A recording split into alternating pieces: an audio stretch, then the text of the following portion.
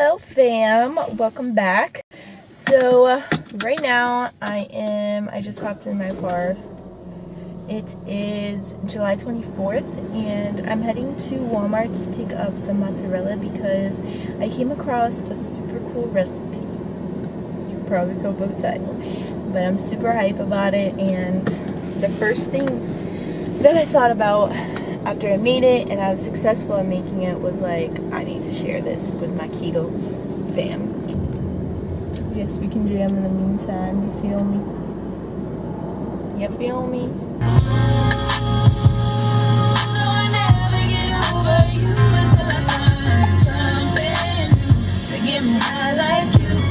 Marijuana, fine.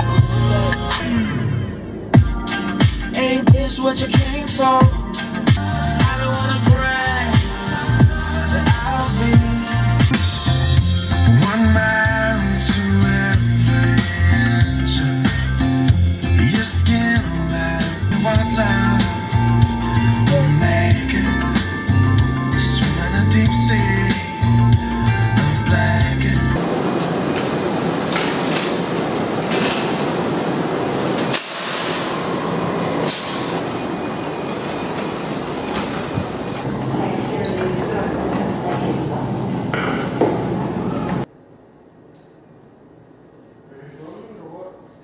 I'm waiting for you to leave. Hi guys, so we are back home now and I wanted to quickly go over the ingredient list before I hop on a voiceover to show you guys the remaining portion of the video. So first thing, you're going to need one of these. It is a roller. If you don't have one, I mean, it's not that serious. You can use like a can or something like that. I happen to have this because I used to be super into baking and yeah, I just had it handy. You're also going to need a mozzarella cheese, depending on how much of this you want to make. I would say 1 serving, which is what I'm going to show you today, is enough for 1 person. So just bear that in mind, and we'll go over that more in the voiceover. But I just got a 1 pound bag, which is 4 cups. And then you're going to need some type of cooking spray. This is from Trader Joe's. It's coconut oil spray. You can use any type of cooking spray that works best for you. It doesn't really matter. You just need something non-stick. 1 egg. Again, the egg is per portion, so just bear in mind you will need 1 egg per serving. And parchment paper is the last thing on the list. Super excited to share this pasta dish with you guys, and I can't wait. We are going to start with mozzarella cheese here first, and I'm using this one from Great Value. It is the finely shredded, low moisture, and I'm just measuring out a whole cup. So again, the ratio is 1:1, so a whole cup to 1 egg yolk. So I am just measuring out the cup here. You are more than welcome to use a block and shred it yourself, but I did notice that if you use like a mozzarella, like the fancy kind that's in balls and like water, it's just too moist to create the pasta. The pasta needs to dry out. You're gonna see in a little, we'll pop it in the fridge. But yes, we need a more dry mozzarella as opposed to the very moist one. So next, we're just gonna put it in the bowl and stick it in the microwave for about 30 seconds at a time until it's all melted. Once the cheese is all melted, we can just pull it out of the microwave and we're gonna give it a little quick stir so that everything is blended together before we add the egg yolk. And I would use something silicone-y here so that it doesn't stick, like if you were to use this like a silver spoon or something like that. I mean, I guess you could, I've never tried, but you get the gist.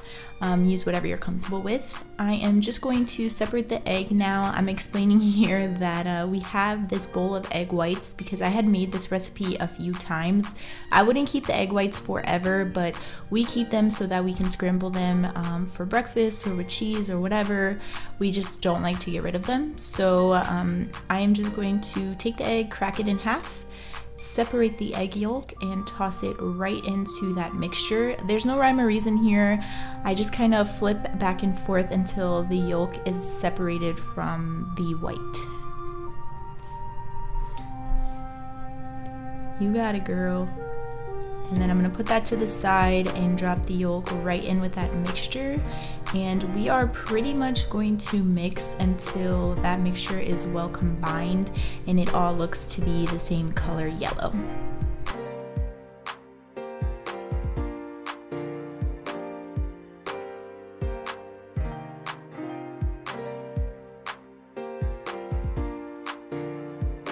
Make sure you guys are really taking your time here. After I was blending for a while, I did notice that the cheese was becoming a bit more sticky, so I decided to pop it back in the microwave for about 30 seconds to melt it a little bit longer.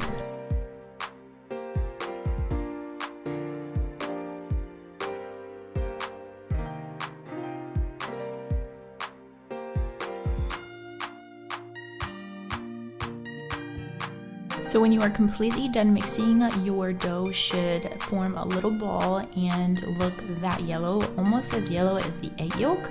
And then we're gonna grab some parchment paper and get that all set up so that we can put the dough right on top.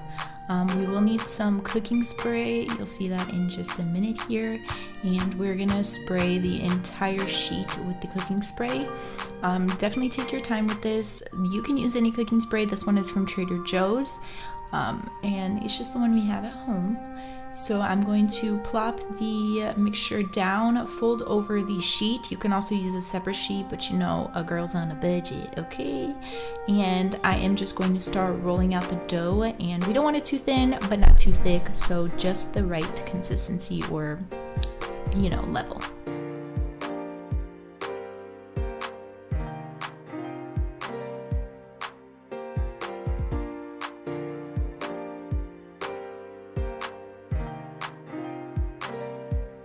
Once it is completely done being rolled out, it should look just like this, and we are just going to begin to start cutting it into strips.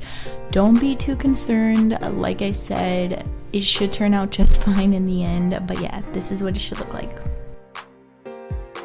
So next we're just going to start cutting up the pasta shape, and you don't want these pieces to be too thick or too thin. If they're too thin, they will dissolve in the water, but if they're too thick, they won't cook properly. So you just kind of have to guesstimate, probably about like a ½ inch thick each piece.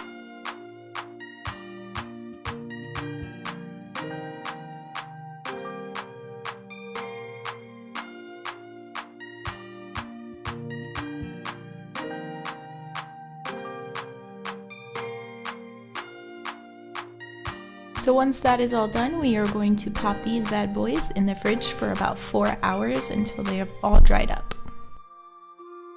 So this is how the pasta should look when it comes out, and I'm just going to start peeling the strips apart one by one.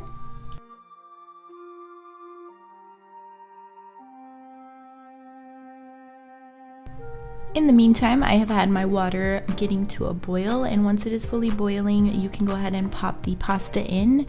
Be careful because it only needs to stay in there for a minute, so you don't even have time to start the timer. Just pay attention to it, and yeah. So next we're just gonna go ahead and drain the pasta. This may not look too appealing, but I promise you guys it's so delicious, and I'm just hitting it with some cool water so the pieces don't stick together. So here's the pasta plated. You guys can top it with whatever sauce you like. I hope you enjoyed this video. Let me know if you try this recipe down below, and let me know if you want to see some more cooking videos because we've been pretty creative lately. I'll catch you guys in the next one. Bye.